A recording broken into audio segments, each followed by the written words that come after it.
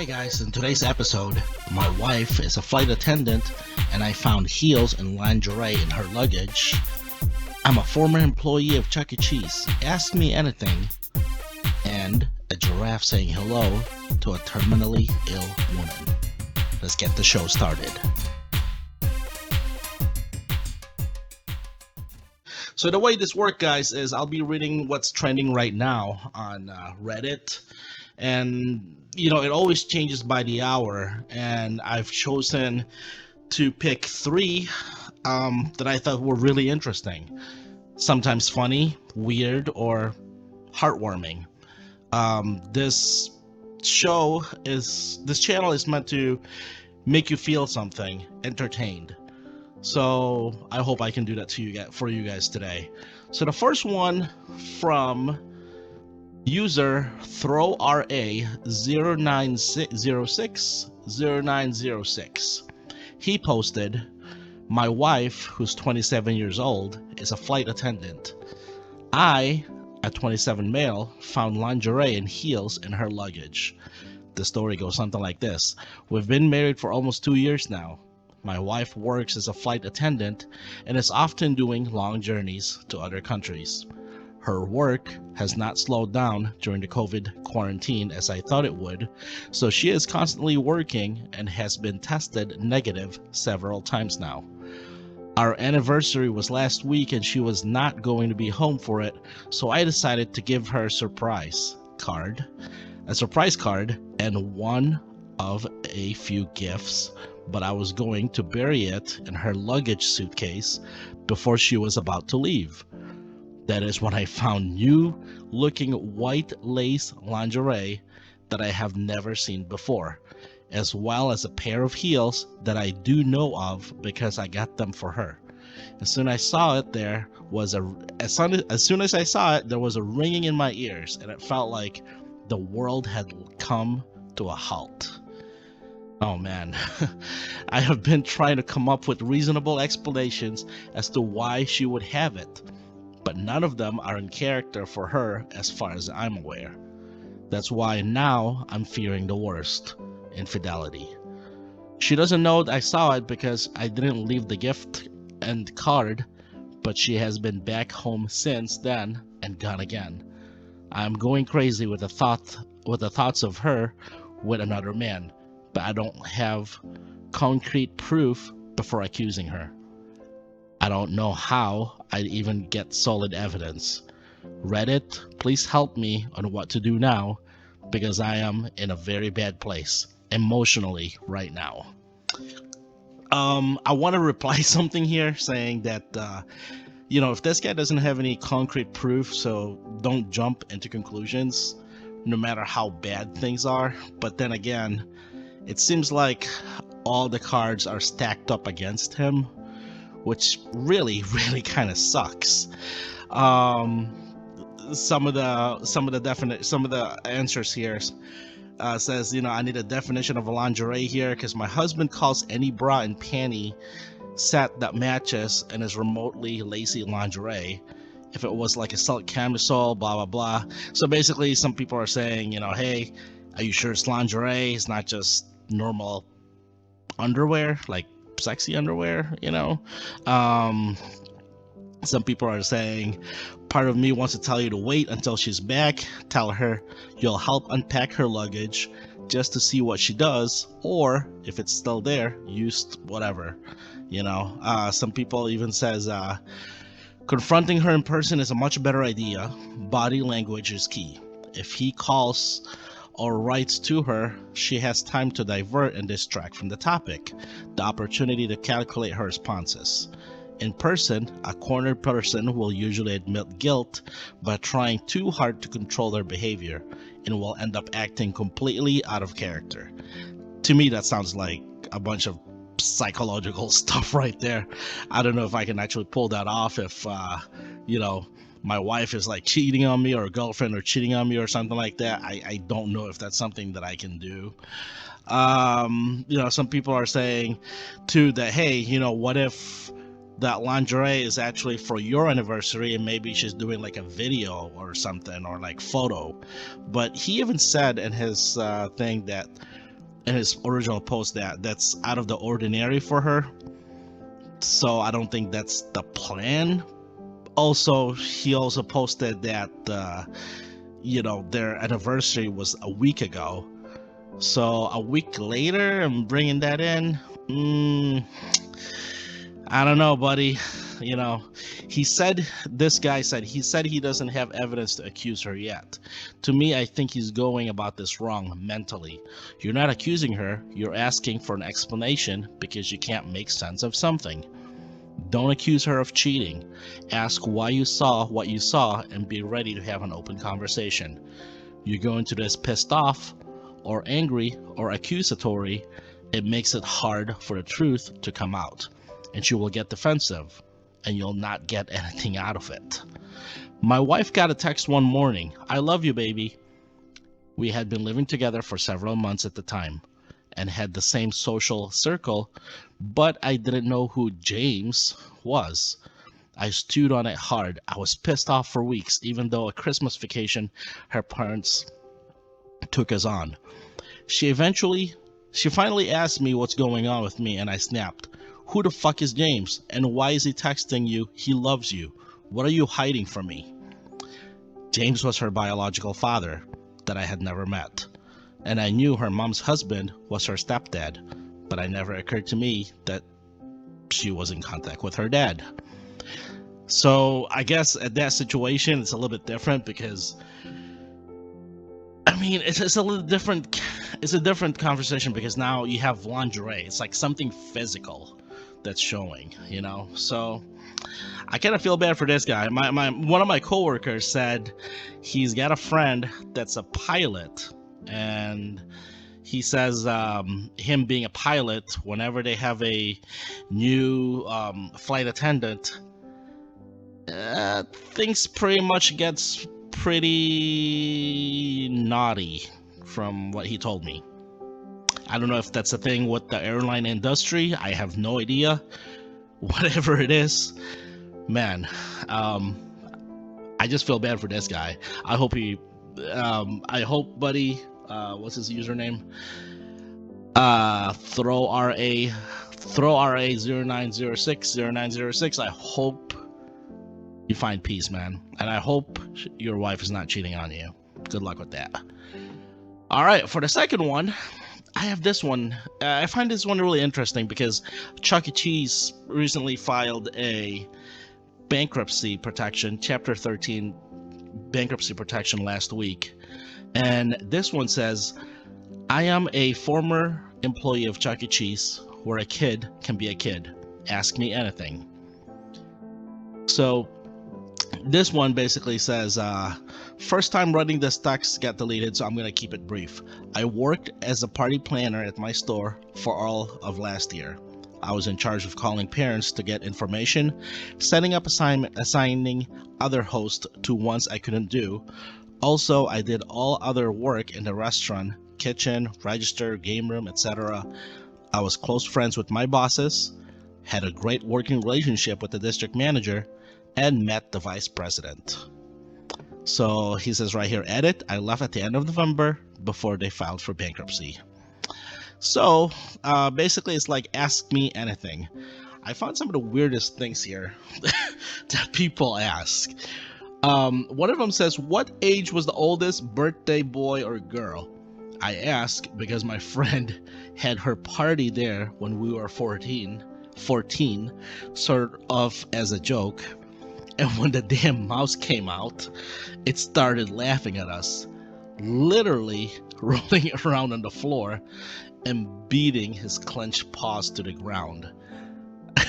I think if you're 14 years old, about to enter high school, and you go to Chuck E. Cheese, I think if the kid in the mascot is a teenager himself, I bet he would laugh too. Let's see, one of the other ones here too. Any animatronics were used to work. I remember as a kid to get through the courage to peek under the curtains and seeing their lifeless bodies standing still in the dark. You know, guys, the answer to that was yes. The full band was at my place. That animatronics was really freaky. I don't know what it was about their lifeless eyes, or the way they moved their mouths, or the way they were just so cold. You know, it was just so weird seeing those things.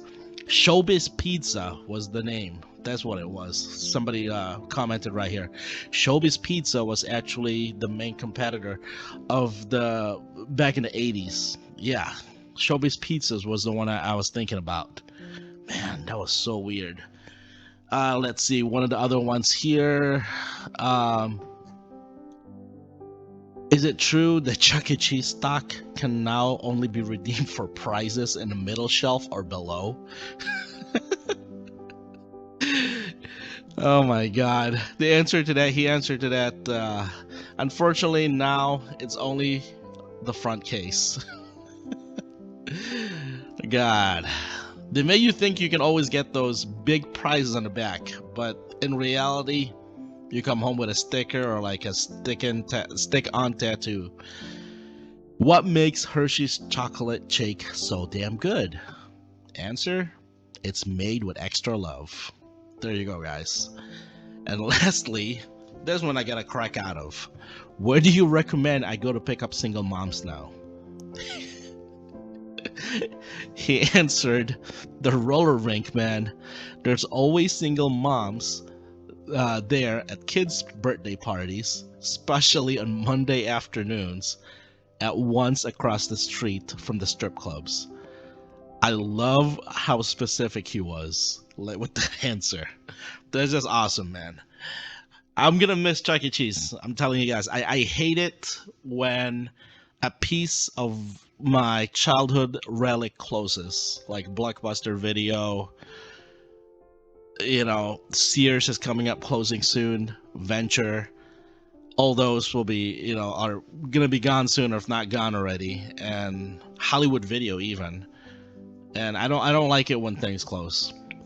Finally, this heartwarming story that I found was actually trending a few days ago, and I was reading it. Right there's a picture, guys. Giraffe saying hello to terminally ill patient during Last Wish event in a Dutch zoo. So basically, what was the story in that one? Basically, there's a story there, and I guess it's like a Make-A-Wish Foundation in Denmark, I believe. Here it is. A giraffe in Blijdorp Zoo. Blijdorp doesn't even sound like a real place. It sounds like an alien place. Anyway, a giraffe in Blijdorp Zoo gives a terminal patient a touching final greeting. Quote, "One more time to Blijdorp." That was the wish of the terminal patient from Alkmaar, to whom the Ambulance Wish Foundation could contribute on Thursday. The foundation has fulfilled over 6,000 wishes since 2007. Now, whenever I look at this picture, guys, right here, there's something comforting and very heartwarming and also sad. I have this flood of emotions when I look at that picture. I think somebody posted it here perfectly. See if I can find it real quick, guys. Right here. Quote, "I think I could turn and live with animals. They are so placid and self-contained. I stand and look at them for long and long.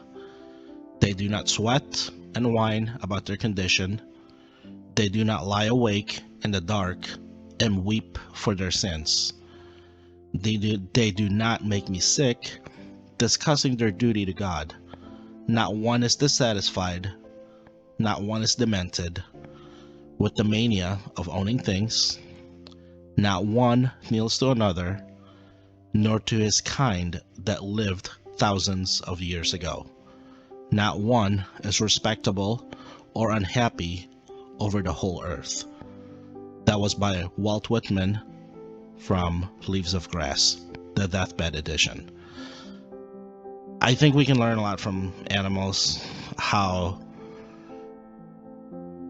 they're just so sympathetic when it comes to humans. I have 2 dogs. One of them is 15 years old, And I know that we're in borrowed time together, and I honestly don't know what I would do when he's gone, because 15 years is a long time to be with someone. He's my buddy, and yeah. And when I saw this, it just kind of hit me like that. So if you've ever lost a pet before, it is one of the hardest things you'll go through. I mean, honest to God, I cried more when I lost my very first dog than I cried at my grandma's funeral. That's how emotionally attached I was to dogs, to my animals. So, and there's just a lot of stories here, guys, about this picture. It just sends a lot of emotions to a bunch of people. This one right here kind of got to me too.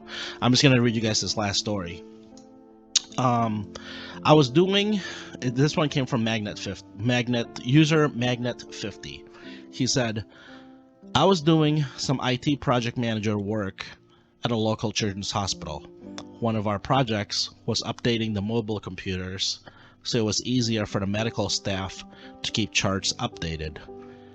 A few times a week, we, a female IT person or former nurse, and I would walk the floors to check with the staff directly and not rely on troubled tickets. On one walk, we heard a nurse on the phone to support, so we took over helping her. Next to the nurse was a girl about 7 or 8 years old, hooked up to a ventilator and several IVs and monitors. She was the same age as my daughter was. The nurse started going down a list of all the issues she had experienced for the past few hours, while I got a command line up and saved her work and restarted the machine and then the medical record apps. I asked her to log in and try it, and it worked. She thanked me and then burst into tears, saying she could work now, then closed the curtain on the treatment room. We walked away and I asked why the young nurse started to cry. She replied that the patient was going to be taken off life support, and the nurse had to document each step of the process and record the patient's vital signs as she did.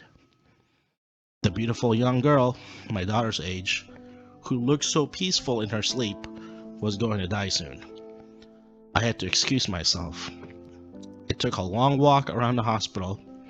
The ex-nurse, the IT person, called me and said she was bringing my car keys down and advised that I go home and hug my own daughter, which I did.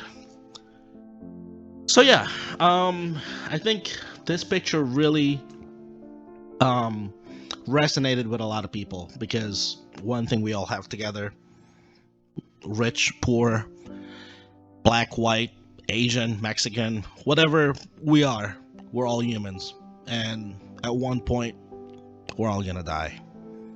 And I think whenever somebody sees a picture like this, it resonates with us, because we see how one human is going away, and we sometimes think of our own mortality. So that's it, guys. Thank you so much for watching Level 1 Reddit. I hope you guys liked it. Please subscribe if you like this content. New videos are out daily around 5 a.m. so you can listen to it on your way to work, on your way to school, wherever you guys are going. And I'm coming up with my own slogan, and I can't come up with anything, so I'm just going to tell you guys this. You are beautiful. I'll see you guys back here tomorrow. Bye-bye.